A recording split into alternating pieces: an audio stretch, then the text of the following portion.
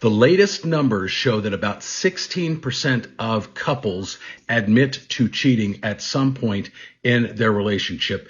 And of course, that's 16% that we know about. How many people do it and don't respond to surveys or let anybody know? So the number could actually be a lot higher than that.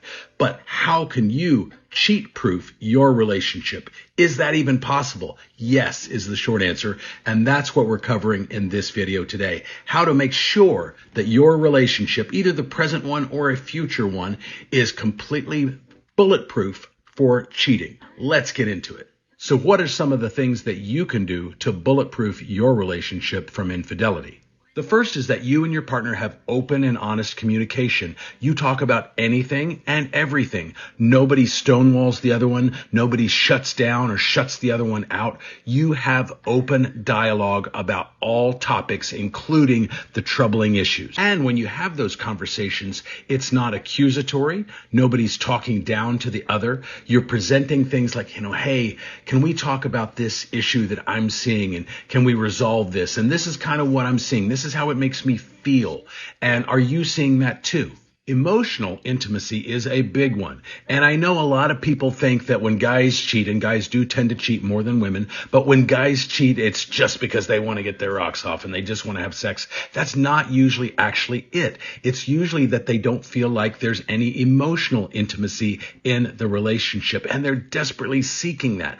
I know with my ex-wife, who has an emotionally avoidant attachment style, I almost never felt emotionally connected to her. I never got that emotional intimacy from her, and I always felt alone even when I was with her.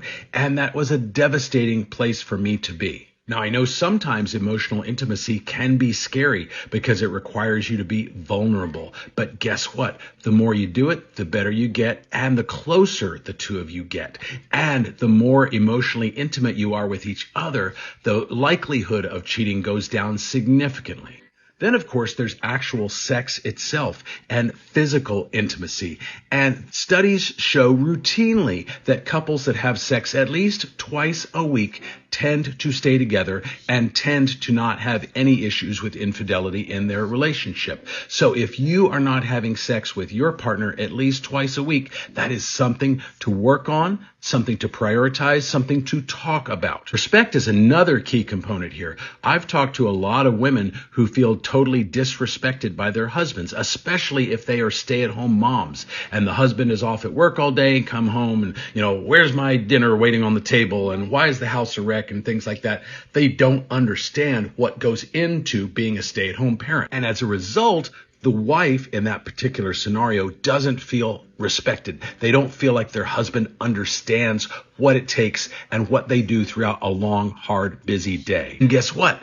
That doesn't make her want to have sex with him, right? So guys, listen up. If that's you in that particular scenario, you've got to understand that what your wife does is different than what you do. But that doesn't mean that it's any less valuable to the relationship and to the family if you have kids. So you've got to respect her and you've got to appreciate her. Show her your appreciation on a regular basis. Don't just send flowers on birthdays and Valentine's Days and anniversaries and things like that.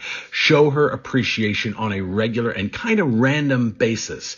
Boundaries are also mission critical, though, in a situation like this, and a lot of couples will set boundaries for what is and isn't acceptable for both of them in the relationship. An example might be that both of them might agree that neither one of them can hang out just one-on-one with somebody of the same gender as their partner. So, for example, a wife wouldn't go and hang out with a single guy away from her husband and with nobody else around, and especially in the evening, and especially if alcohol is involved. A lot of couples will set boundaries like that, but it's mission critical here that both people work together to set that boundary. It's not one person dictating it to the other out of their own insecurities. Trust, of course, is paramount, and the only way you can really build trust is by being completely honest with one another and being completely transparent, and that includes if you mess up.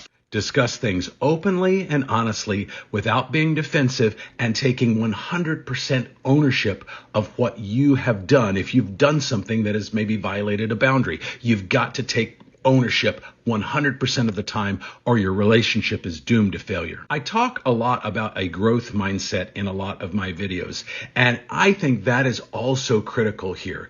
A lot of people have what is called a fixed mindset, where they just like, well, this is who I am. Just take it or leave it. I'm not changing. I can't change. And a growth mindset takes the complete opposite approach. It's like, well, I can do anything I want to do. I can grow and change and be any kind of person I want to be. The sky is the limit. And that is exactly the right attitude for you to have. And if you are in a relationship with somebody with a fixed mindset, it could be doomed to failure if they don't change their ways. Another key component here is that a lot of the time in long-term relationships and long-term marriages, guys tend to get complacent. They stop dating and courting their wife or their girlfriend.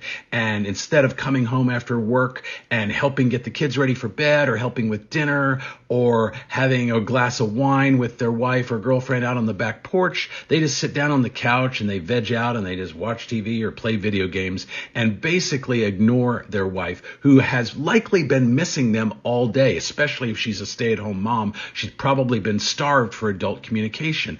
And that's a recipe for disaster, but too many guys fall into that habit. So guys, listen up. As Coach Corey Wayne likes to say, if you stop dating and courting your wife or your girlfriend, eventually another guy will take up that mantle and do it for you. And remember, it is women who leave the guys about 75, maybe even 80% of the time. And those things, along with not feeling heard and understood by their man, is a big reason why women leave relationships. Ultimately, like anything else that's worth doing in this world, if you want to cheat-proof your relationship, you can absolutely do it by just putting forth a little bit of effort and a little bit of focus. And that's the good news. You can do this. You can make sure your relationship never has an instance of cheating, either with you or your partner. You can totally do that. Have you been cheated on? Have you been a cheater? Let me know that in the comments, and let me know what happened as a result of it, because cheating doesn't have to be the end of a relationship. But for now, I'll see you in the next video.